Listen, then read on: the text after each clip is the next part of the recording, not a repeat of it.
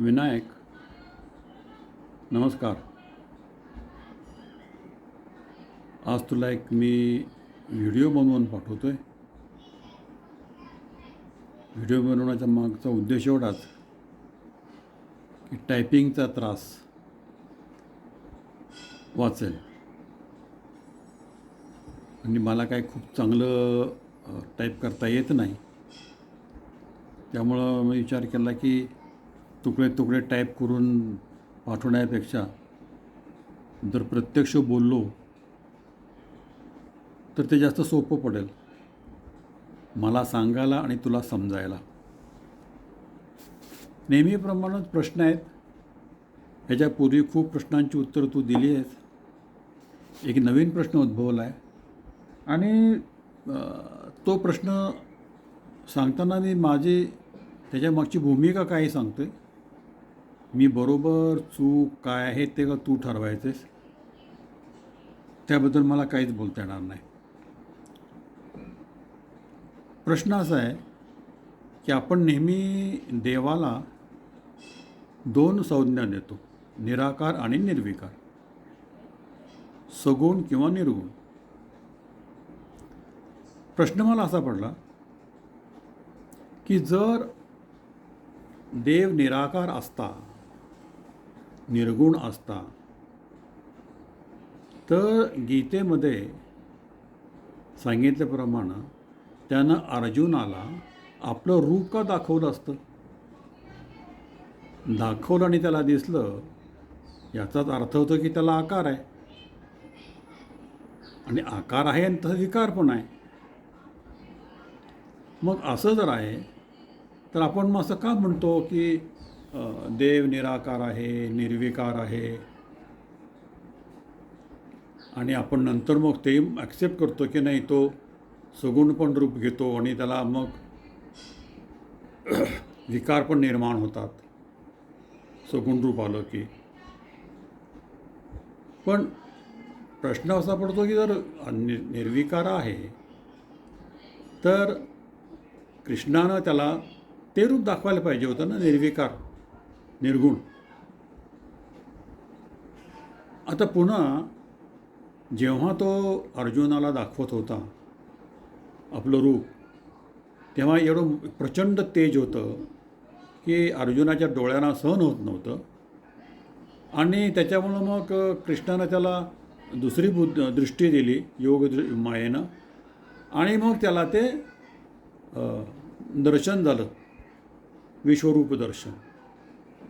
अच्छा, विश्वरूप दर्शनमध्ये काय झालं की त्याला हजारो प्रकारचे तोंड, हजारो प्रकारचे हात, मोठं शरीर, त्या तोंडाचे निरनिराळे आकार, मग कुठून पाणी येते, कुठून अग्नी येतो आहे, कुठून वारं येते, म्हणजे पंचमहाभूत आपण म्हणतो अशा प्रकारचा. पुन्हा काळाचं पण त्याला दिसलं, त्यामध्ये सगळे लोक बढून चालले आहेत, मरतायत, जी जन्माला आलेत ती. एका बाजूनं नवीन जनरेशन निघते, दुसऱ्या बाजूनं जुनं जनरेशन आमच्यासारखं आत येते. तर हे दाखवायलाचा उद्देश काय मग. जर तो निराकार निर्विकार रूपामध्ये आहे तर मग असं का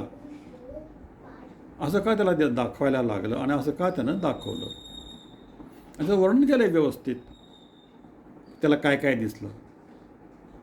एनिवे, प्रश्न माझा तो नाही आहे. असं मला वाटते की कदाचित आपण एखादी गोष्ट म्हणतो मला नाही दिसली किंवा नसेल, मला दिसत नाही आहे, पण ती असते तिथं, आपल्याला दिसत नाही, कारण आपल्या डोळ्याची शक्ती लिमिटेड आहे, आपल्या कानाची शक्ती लिमिटेड आहे, आपल्या सर्व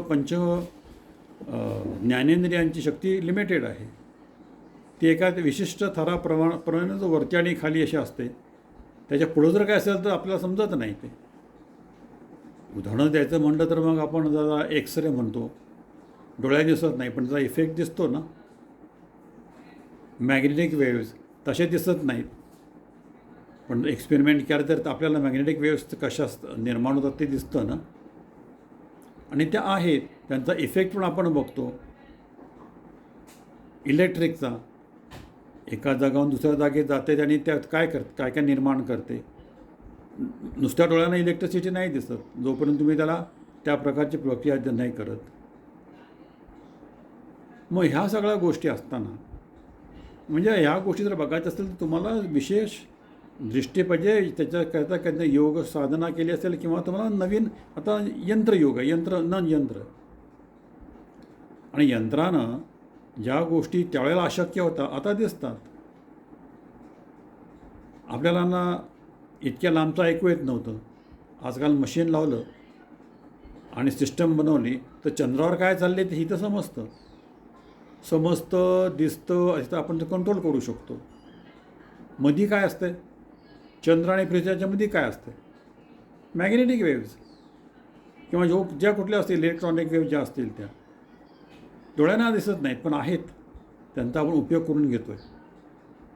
मग अशा अवस्थेमध्ये जर आपण निर्गुण निराकाराचं जर दर्शन घ्यायचं म्हणलं तर शक्य आहे का? का अशक्य आहे?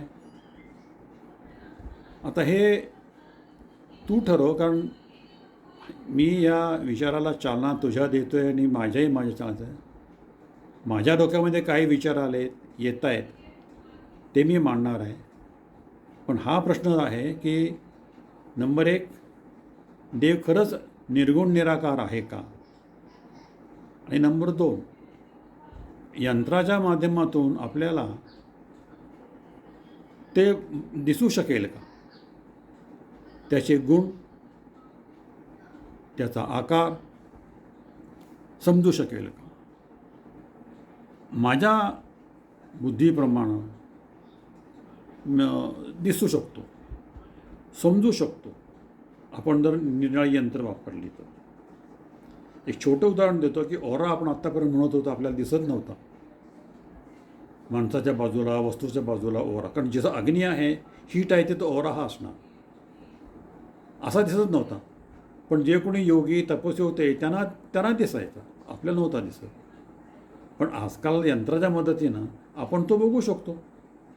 बऱ्याच गोष्टी आपल्या या डोळ्यांना दिसू शकत नाहीत त्या यंत्राच्या मदतीने दिसू शकतात. ज्या गोष्टी आपल्याला ऐकू येत नाहीत त्या यंत्राच्या माध्यमातून आपल्याला ऐकू येऊ शकतात.